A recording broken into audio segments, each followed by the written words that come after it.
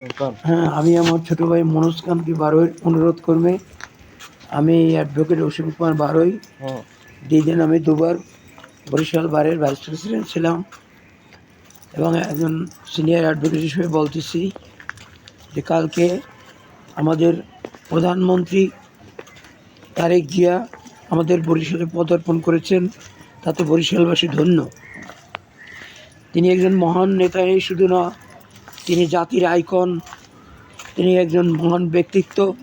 এমন একটি পরিবার আমরা খুঁজে পাই যেখানে বাবা প্রেসিডেন্ট এবং মুক্তিযুদ্ধের স্বাধীনতার ঘোষক এবং তার মা তিনি আপসহীন সংগ্রামী নেত্রী বেগম খালেদা জিয়া, তিনি তিনবারের প্রধানমন্ত্রী এবং আপসহীন সংগ্রামী তারই পুত্র তারেক জিয়া, যিনি বর্তমানে বাংলাদেশের প্রধানমন্ত্রীর আসন অলঙ্কৃত করেছেন।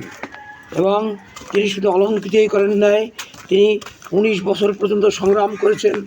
সেখানে ফ্যাসিস্ট গভর্নমেন্ট সে নানা অত্যাচারে জর্জরিত করে তার মেরুদণ্ডের হাড় ভেঙে দিয়েছেন, সেখানে তার ক্লিপ পরে তাকে বাঁচতে হয়েছে এবং এখন তিনি স্বাভাবিকভাবে সুস্থ।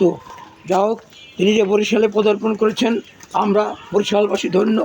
তিনি আমাদের ইচ্ছা এখানে তিনি একটা লেডিস ইউনিভার্সিটি করুক এবং তিনি মাইনরিটির জন্য একটা ইউনিভার্সিটি করুক এবং তিনি যেন এখানে 6 লেনের একটা রাস্তা তৈরি করার জন্য আদেশ দেন এবং আধুনিক প্রকল্প অনুসারে একটা বিমানবন্দর রহমতপুরে বিমানবন্দরকে আন্তর্জাতিক পর্যায়ে রূপান্তরিত করুন। এবং তিনি বরিশালের যে কীর্তনখোলা নদীর ওপারে যে কাবুয়ারচরে যে এখানে খাওয়া এখনও বর্তমান বিদ্যমান, সেখানে তিনি যেন একটা ব্রিজ করার, একটা ভ্যালি ব্রিজ করার জন্য তিনি পদার্পণ করেন, অনুমোদন দেন। তাছাড়া আন্তর্জাতিক মানের বেলস পার্কটা তৈরি করার জন্য আদেশ দেন এবং যেখানে উন্নত ধরনের বিভিন্ন স্কুল কলেজ যাতে সরকারি হয় এবং প্রতিটি কেন্দ্রে প্রতিটি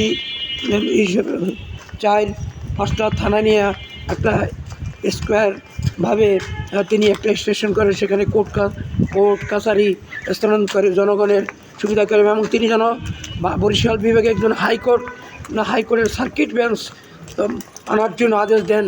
এবং এই মর্মে আমি আমার ছোটো ভাইয়ের এই সম্পূর্ণ সংক্ষিপ্ত একটা সাক্ষাৎকার দিলাম এবং তিনি যেন আমাদের বরিশালবাসীকে একটা আধুনিক বরিশাল সিটি উপহার দেন, তাও আমি প্রকাশ করতেছি।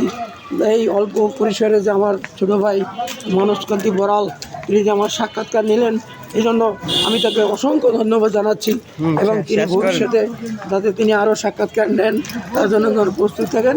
সবাইকে ধন্যবাদ।